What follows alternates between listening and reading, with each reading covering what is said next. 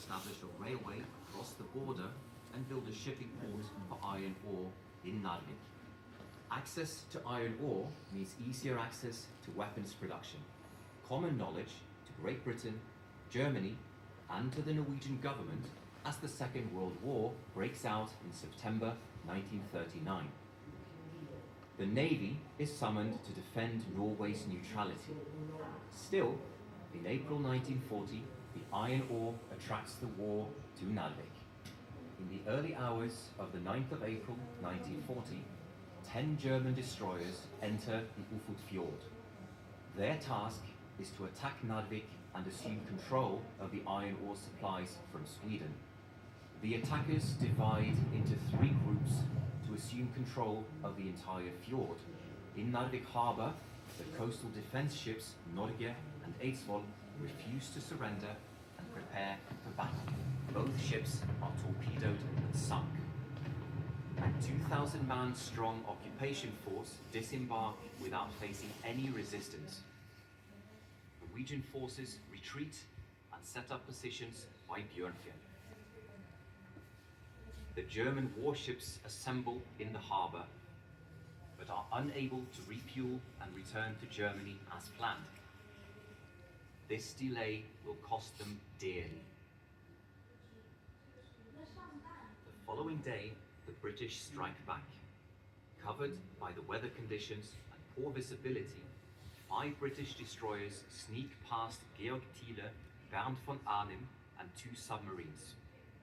Hardy, Hunter, and Havoc attack Narvik harbour and sink Wilhelm Heidkamp and Anton Schmidt, along with 8 other ships. After the attack, the British withdraw towards more open water, but the German destroyers trap them through a pincer maneuver. The following battle is fierce. Hardy is struck and explodes. She runs ashore outside Villach. Hunter sinks after crashing into Hotspur, which in turn gets his bow ripped wide open. Hotspur still manages to escape with the rest of the British flotilla. On the 11th and 12th of April, British bombers take off from the aircraft carrier Furious, situated at the entrance to the West Fjord.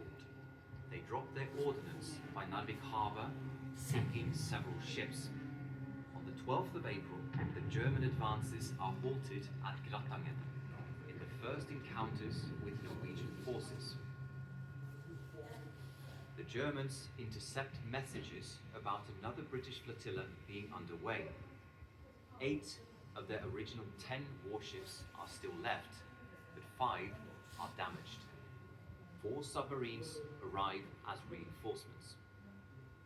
On the 13th of April, the British enter the Ufot Fjord once more, with the flotilla led by the battleship Warspite. The British are superior to the remains of the German flotilla. British planes sink the submarine U-64 and the destroyer Erich Kölner.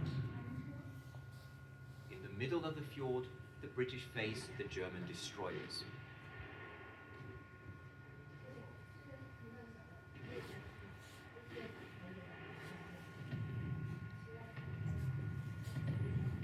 The Germans damage Cossack and Eskimo before running their last ships ashore in Rumbaksbotn.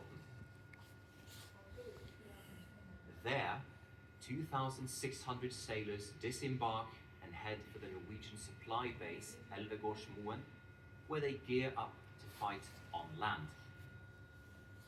Until the summer of 1940, the battle rages back and forth in the mountains around Narvik.